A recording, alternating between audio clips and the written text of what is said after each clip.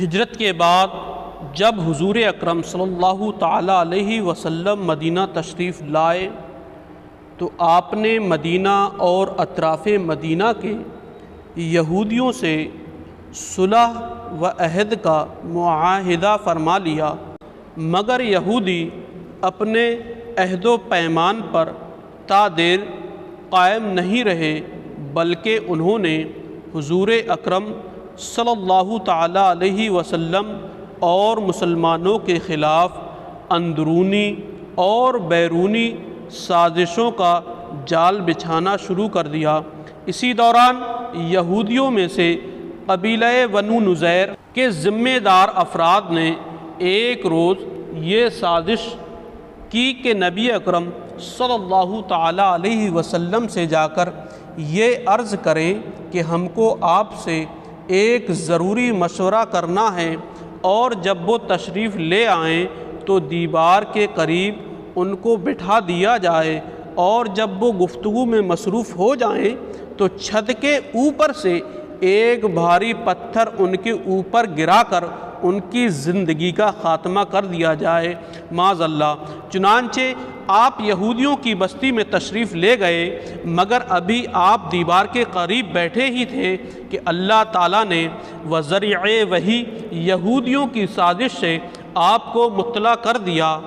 اس لیے آپ خاموشی کے ساتھ فوراً واپس تشریف لے گئے۔ اس طرح یہودیوں کی سازش ناکام ہو گئی۔ آپ نے مدینہ پہنچ کر محمد بن مسلمہ رضی اللہ تعالیٰ عنہ کو بھیجا کہ وہ بنو نذیر کے یہودیوں تک یہ پیغام پہنچا دیں کہ چنانچہ تم لوگوں نے غداری کر کے معاہدہ توڑ ڈالا ہے، اس لیے تم لوگوں کو حکم دیا جاتا ہے کہ حجاز مقدس کی سرزمین سے جلا وطن ہو کر باہر نکل جاؤ۔ منافقین نے یہ سنا تو جمع ہو کر بنو نذیر کے پاس پہنچے اور کہنے لگے کہ تم لوگ محمد صلی اللہ تعالیٰ علیہ وسلم کے اس حکم کو ہرگز تسلیم نہ کرو اور یہاں سے ہرگز جلا وطن نہ ہو، ہم ہر طرح تمہارے شریک کار ہیں۔ بنو نذیر نے منافقین کی پشت پناہی دیکھی تو حضور اکرم صلی اللہ تعالیٰ علیہ وسلم کا حکم ماننے سے انکار کر دیا۔ نبی اکرم صلی اللہ تعالیٰ علیہ وسلم نے جہاد کی تیاری شروع کر دی اور حضرت عبداللہ بن ام مکتوم کو مدینے کا امیر بنا کر اور صحابہ اکرام کی ایک فوج لے کر بنو نذیر کے قلعے پر حملہ آور ہو گئے۔ یہودی اس قلعے میں بند ہو گئے اور انہوں نے یقین کر لیا کہ اب مسلمان ہمارا کچھ بھی نہیں بگاڑ سکتے، لیکن حضور اکرم صلی اللہ تعالیٰ علیہ وسلم نے ان کے قلعے کا محاصرہ کر لیا اور پھر حکم دیا کہ ان کے درختوں کو کاٹ ڈالو، کیونکہ ممکن تھا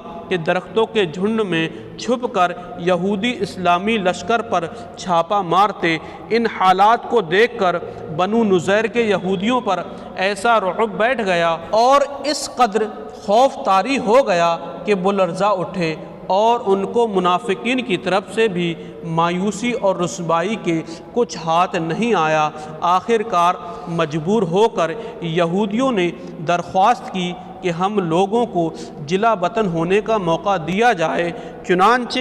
ان لوگوں کو اجازت دے دی گئی کہ سامان جنگ کے علاوہ جس قدر سامان بھی ہو وہ اپنے اونٹوں پر لاد کر لے جانا چاہتے ہیں لے جائیں۔ چنانچہ بنو نذیر کے یہودی 600 اونٹوں پر اپنا مال و سامان لاد کر ایک جلوس کی شکل میں گاتے بجاتے مدینے سے نکلے، اور کچھ تو خیبر چلے گئے اور زیادہ تعداد میں ملک شام، اور چلتے وقت یہودیوں نے اپنے مکان کو گرا کر برباد کر دیا تاکہ مسلمان ان مکانوں سے فائدہ نہ اٹھا سکیں۔ اللہ تعالیٰ نے بنو نذیر کے یہودیوں کی اس جلا وطنی کا ذکر قرآن مجید کی سورہ حشر پارہ نمبر 28 میں اس طرح فرمایا ہے۔ ترجمہ: اللہ وہ ہے جس نے کافر کتابیوں یعنی یہودیوں کو ان کے گھروں سے نکالا ان کے پہلے حشر کے لیے۔ اے مسلمانوں، تمہیں یہ گمان نہیں تھا کہ وہ نکلیں گے، اور وہ یہ سمجھتے تھے کہ ان کے قلعے انہیں اللہ سے بچا لیں گے، تو اللہ کا حکم ان کے پاس آ گیا جہاں سے کہ ان کو گمان بھی نہ تھا، اور اس نے ان کے دلوں میں خوف ڈال دیا کہ وہ اپنے گھروں کو خود اپنے ہاتھوں سے اور مسلمانوں کے ہاتھوں سے ویران کرنے لگے۔ تو عبرت پکڑو اے نگاہ بالو۔